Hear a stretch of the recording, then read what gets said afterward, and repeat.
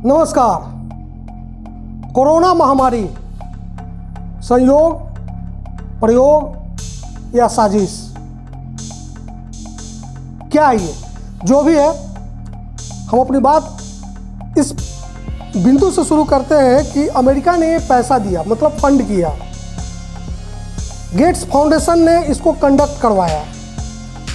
USA, India और चीन के साइंटिस्ट, चीन मतलब वुहान इंस्टीट्यूट ऑफ वायरोलॉजी के साइंटिस्ट, और इंडिया के भी साइंटिस्ट और अमेरिका के भी साइंटिस्ट, ये सब नागालैंड आए।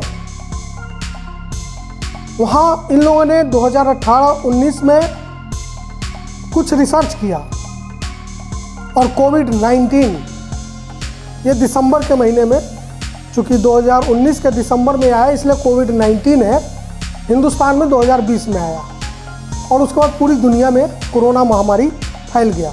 मैं रिपीट करता हूँ फिर से, अमेरिका ने पैसा दिया, गेट्स फाउंडेशन ने कंडक्ट करवाया, यूएस, इंडिया और चीन के scientist, Wuhan institute of virology के साइंटिस्ट नागालैंड आए और उसके बाद चीन और फिर पूरी दुनिया में कोरोना फैल गया। तो मैं फिर वही रिपीट करता हूँ इसकी हेडिंग, कोरोना महामारी संयोग, प्रयोग या साजिश। अभी क्या है ये आने वाले समय में पता चलेगा, लेकिन इस बीच जब दूसरी लहर के बाद हिंदुस्तान समेत पूरी दुनिया करीब करीब तबाही के मुहाने तक पहुंच चुकी है, महामारी के रूप में भी, आर्थिक महामारी, आर्थिक स्थिति के रूप में भी, जो टॉप 10 जीडीपी वाले कंट्री थे पूरी दुनिया के, उनकी आर्थिक स्थिति चरमरा चुकी है। इस सब के बीच अब अमेरिका खुद चीन पे आरोप लगा रहा है कि क्या चीन ने ये वायरस पूरी दुनिया में फैलाया है। इन आरोपों को बल भी मिल रहा है, कई सारी थ्योरीज काम कर रही हैं इस वक्त, जिस पर रिसर्च हो रहा है, जिस पे आरोप प्रत्यारोप हो रहे हैं। लेकिन हम इन सब चीज़ों में फ़िलहाल नहीं जाएंगे, सिर्फ एक घटना, एक खबर जो 2 साल पुरानी है, 3 साल पुरानी है, उसकी चर्चा करेंगे, जो हम आम भारतीयों को शायद पता न हो, इसलिए पता नहीं कि मीडिया ने कभी उस खबर को सामने लाने का काम ही नहीं किया, तो उसको तवज्जो ही नहीं दी। तो आते हैं, हम खबर पे आते हैं। नागालैंड हिंदुस्तान के पूर्वोत्तर इलाके का एक छोटा सा प्रदेश है। वहाँ पे एक गांव है, मिमी नाम का एक गांव है। वहाँ सदियों से, मतलब एक परंपरा के तौर पे मिमी गांव के लोग 18 साल से 50 साल के लोग साल में 1 बार 2 बार जंगल में जाते हैं और चमगादड़ का शिकार करते हैं। और चमगादड़ गुफाओं के अंदर रहते हैं, पेड़ पे होते हैं लटके हुए, वो जाते हैं, उनको मारते हैं और वहीं पे उसको पकाकर खाते हैं। अब शिकार करते हैं तो इस दौरान ये लोग, जो मिमी गांव के लोग हैं, ये लोग चमगादड़ के खून, सलाइवा, इन सब चीज़ों के संपर्क में भी आते हैं, उसको खाते भी हैं पकाकर।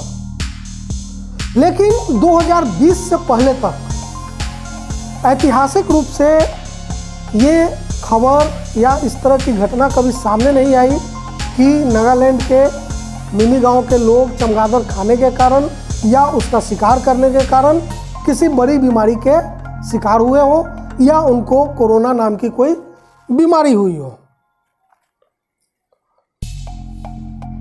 अब ये बहुत दिलचस्प तथ्य है, क्योंकि कोरोना जो वायरस है,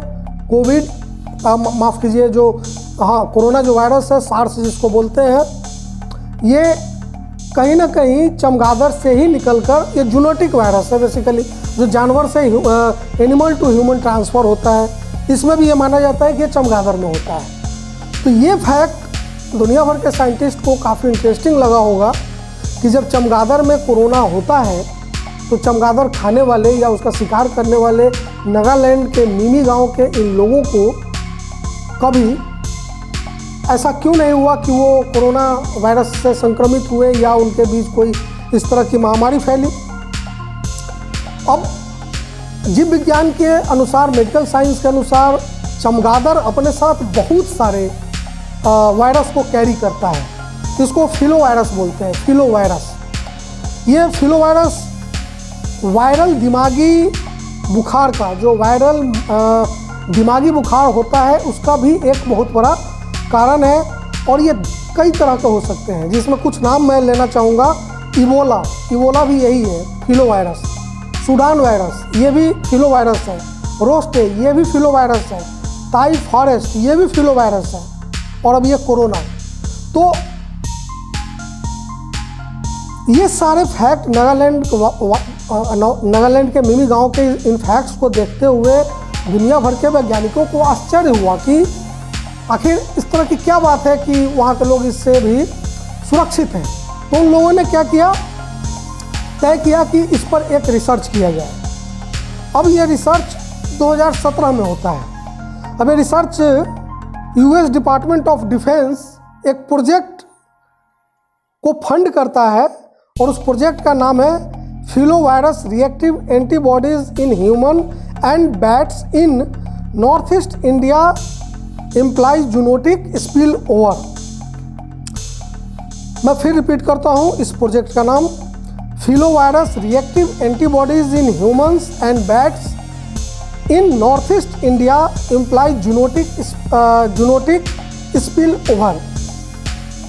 इस प्रोजेक्ट पर काम करने के लिए 12 साइंटिस्ट चुने जाते हैं, अमेरिका के, चीन के जो साइंटिस्ट हैं वो वुहान इंस्टीट्यूट ऑफ वायरोलॉजी के भी हैं और हिंदुस्तान के भी कुछ साइंटिस्ट हैं।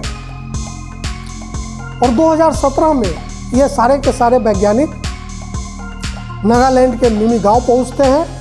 वहाँ पर 85 बैट हंटर जो चमगादड़ का शिकार करते हैं, उन 85 लोगों को चुना जाता है और उनको अपनी सुरक्षा में उनके साथ ये लोग जंगल में जाते हैं, वो लोग शिकार करते हैं। जो 85 बैट हंटर्स हैं और भारी भरकम सुरक्षा के बीच ये 12 साइंटिस्ट पूरा करीब महीनों इस पर रिसर्च करते हैं, ग्राउंड डेटा कलेक्ट करते हैं। चमगादड़ जो ये लोग शिकार के दौरान मारते हैं उसका सलाइवा, ब्लड और जो भी तमाम मेडिकली साइंटिफिकली जो चीज़ उनको रिसर्च के लिए चाहिए वो सब सैंपल कलेक्ट करते हैं। अब इसके बाद रिसर्च ख़त्म होता है, रिसर्च पे कुछ काम हुआ होगा, रिसर्च का रिजल्ट भी जारी होता है। अब उस रिजल्ट में क्या है नहीं है वो एक जर्नल में छपता है। उस जर्नल का नाम है, मैं वो लिंक आपको पढ़ के बताता हूँ, journals.ploS.org/PLOSNTDS/article। सवाल ये है कि ये 2017 की बात है, 2000 मतलब कुछ समय लगा होगा इसमें, 6 महीने 1 साल का। और इसके बाद 2019 शायद दिसंबर में, 2019 दिसंबर में वुहान में, चीन में कोरोना का विस्फोट होता है और 31 जनवरी को पहला केस हिंदुस्तान में चीन से ही एक लड़की जो इंडियन लड़की है वो आती है केरल में कोरोना संक्रमित होकर। तो सवाल है कि इस रिसर्च के दौरान क्या हुआ। जो 12 साइंटिस्ट जिसमें इंडिया के भी साइंटिस्ट थे, वुहान इंस्टीट्यूट ऑफ वायरोलॉजी के भी साइंटिस्ट थे, उन लोगों ने सैंपल भी कलेक्ट किया, सैंपल ले भी गए होंगे, उस पर उन्होंने तमाम रिसर्च किया होगा। और जैसा कि हम लोगों ने शुरू में बात की, चमगादड़ में फिलोवायरस होता है जो कई तरह के गंभीर बीमारियों का कारण है। और उसी के बाद लगभग साल भर के बाद कोरोना वायरस का विस्फोट होता है। तो जो बेसिक सवाल है इस आज हम लोग अपने जो बातचीत हम लोग कर रहे हैं, इसके ज़रिए 2-3 बहुत ही बेसिक सवाल हम लोग करना चाहते हैं कि क्या ये साइंटिस्ट नागालैंड के मिनी गांव में कोरोना एंटीडोट, देखिए कोरोना टीका बनाने की खोज कोई 1-2 साल पुरानी नहीं है। कोरोना टीका, चूँकि कोरोना वायरस भी पुराना है तो इसका टीका बनाने का काम पिछले कई सालों से चल रहा था, पूरी दुनिया में बन नहीं पा रहा था। तो सवाल है कि क्या वुहान इंस्टीट्यूट ऑफ वायरोलॉजी के साइंटिस्ट नागालैंड इसलिए गए थे क्योंकि उनको टीका से रिलेटेड कोई काम करना था, उनको कोरोना एंटीडोट की तलाश थी, और क्या अगर ऐसा है तो एंटीडोट तलाश पाए थे? क्या वे वुहान से या सबसे बड़ा सवाल है कि क्या वे वुहान से कुछ लेकर आए थे या यहाँ से वुहान कुछ लेकर गए थे? मतलब क्या था, ये सवाल है। अभी तक इन सवालों का कोई जवाब नहीं है, लेकिन हिंदुस्तान में भी इस पर कोई बातचीत नहीं हुई है। लेकिन एक खबर है, आप खबर चाहे तो गूगल कर सकते हैं, और मैं जो बोल रहा हूँ इसको आप क्रॉस चेक कर सकते हैं। 3 फरवरी 2020 को, 3 फरवरी 2020 मतलब मार्च 2020 में पहला लॉकडाउन होता है हिंदुस्तान में। जनवरी 31 को पहला केस आता है कोरोना का हिंदुस्तान में, और 3 फरवरी 2020 को ICMR ने, Indian council of medical research ने, वो जो 2017 का रिसर्च था नागालैंड का, उसकी जांच का आदेश दिया। अब सवाल यहाँ ये उठता है कि क्या 2017 का जो ग्राउंड एक्सपेरिमेंट था नागालैंड में, जिसमें हिंदुस्तान के भी कुछ साइंटिस्ट थे, वुहान इंस्टीट्यूट ऑफ वायरोलॉजी और अमेरिका के भी साइंटिस्ट थे, तो क्या उन लोगों ने जो रिसर्च नागालैंड में किया उसके लिए ICMR से या भारत सरकार से कोई अनुमति ली थी या नहीं ली थी? अगर अनुमति ली थी तो ऐसा क्या हुआ कि 3 साल बाद 3 फरवरी 2020 को ICMR को उस जांच, माफ कीजिए, उस ग्राउंड रिसर्च को, उस रिसर्च की जांच करने का आदेश देना पड़ा? अब 1 साल बीत गए, 1 साल से ज़्यादा हो गया। फरवरी 2020 से ये अभी जून 2021 है।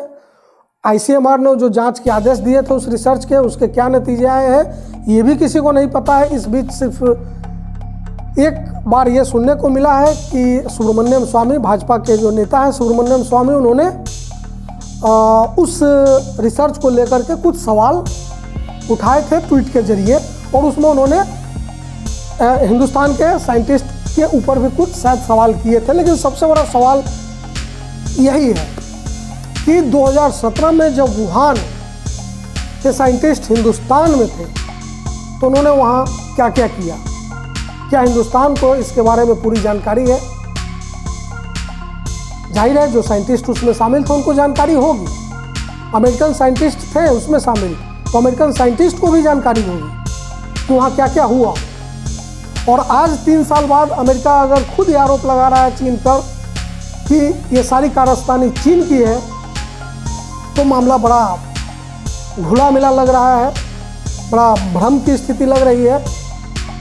उस पर ICMR ने फरवरी 2020 में जो उस रिसर्च के जांच के आदेश दिए, उसका क्या हुआ ये भी नहीं मालूम है। तो कोरोना जैविक हथियार के तौर पर चीन ने इस्तेमाल किया, कोरोना एक प्रायोगिक विफलता थी चीन की, या कोरोना चीन की जो मजबूती से उभरती अर्थव्यवस्थाएं थी पूरी दुनिया की, उसके खिलाफ एक आर्थिक युद्ध का साधन बना कोरोना? ये कई सारे सवाल हैं, कई सारी शंकाएं हैं। निश्चित तौर पर इसका जवाब आज और अभी नहीं मिलेगा, आने वाले सालों में ज़रूर मिलेगा। तब शायद हम समझेंगे कि जो घटनाएं घटती हैं वो सिर्फ उतनी ही नहीं होती जितनी हमें दिखती है या दिखाई जाती है, उससे आगे और पीछे भी बहुत सारे फैक्ट्स उसमें होते हैं जो तब हमको नहीं बताए जाते। लेकिन आने वाले समय में सच जरूर पता चलता है।